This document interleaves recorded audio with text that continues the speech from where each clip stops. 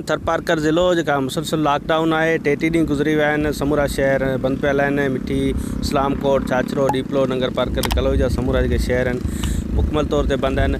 अॼु जुमे जो ॾींहुं आहे ऐं 12:30 वॻे खां जेका 3:30 वॻे ताईं मुकमल तौर ते लॉकडाउन कयो आहे। उनमें सख़्ती कई वई आहे। रेंजर्स आहे, पुलिस आहे, उहो शहरनि जो गश्त करे पई। जुमे नमाज़ दौरान जेके इज्तिमा मुनक़िद कया पिया वञनि उन्हनि ते मुकमल तौर ते पाबंदी आहे। हिन सां गॾोगॾु जेकॾहिं थरपारकर जी समूरी सूरत हाल ॾिसंदासीं त 2600 जेके ॻोठ आहिनि उन्हनि में हिन वक़्तु सूरत हाल इंतिहाई संगीन थी वई आहे। गर्मियुनि जी मौसम अची वई आहे, पाणी जी खोट पैदा थी वई आहे। थरपारकर में जेके से अरबे रुपयनि जी लागत सां जेके आरो प्लान लॻाया विया उहे नाकारा बणियल आहिनि। आरो प्लान बंदि हुजण जे करे माण्हू पीअण जे पाणी जी सहूलियत खां महरूम आहिनि ऐं खूह जेके आहिनि उहे सुकंदा वञनि पिया। उनजे करे पाणी जो जेको बहरान शदीद जेका से पैदा थींदो वञे पियो। पर हुकूमत हिन वक़्तु ताईं को अहिड़ा क़दम न आहिनि खयां त थर जे ॻोठनि में पाणी समेत जेका सहूलियत जेका से उहो ॾिनी वञे।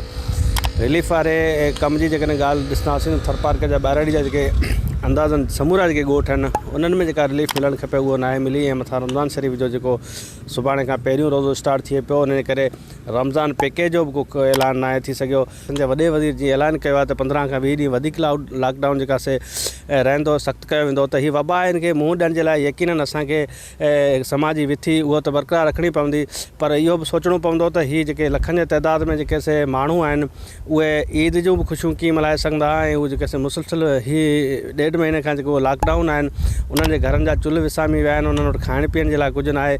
त समूरो थरपारकर हिन वक़्तु वीरान आहे। थरपारकर जा 18 लख जेके ग़रीब ख़ानदान आहिनि, माण्हू आहिनि, उहे परेशान आहिनि। उन्हनि वटि हिकु वेले मानी खाइण जो को बि बंदोबस्तु न आहे। उन जेके सिंध हुकूमत खे घुरिजे त रमज़ान जो ख़ासि पैकेज जो जेको ऐलान कयो वञे ऐं थर जा ग़रीब ख़ानदान आहिनि उन्हनि खे उहो पैकेज फ्राहम कयो वञे त उहो रमज़ान शरीफ़ जे महीने में हू रोज़ा रखण सां गॾोगॾु हू पंहिंजे बचनि जो पेट जो जेको सफ़र गुज़र आहे उहो बि करे सघनि। त ज़रूरत इन ॻाल्हि जी आहे त समूरी सूरत हाल ते हंगामी बुनियादनि ते नोटिस वठण जी ज़रूरत आहे। थरपारकर ज़िले में जेका से मौजूदु सूरत हाल आहे उनखे मुंहुं ॾियण जे लाइ समूरी जेके सहूलियतूं आहिनि उहे ॾियणु खपनि। विज़िट कयो अवामी आवाज़ मीडिया ग्रुप जी वेबसाइट awamiawaz.pk।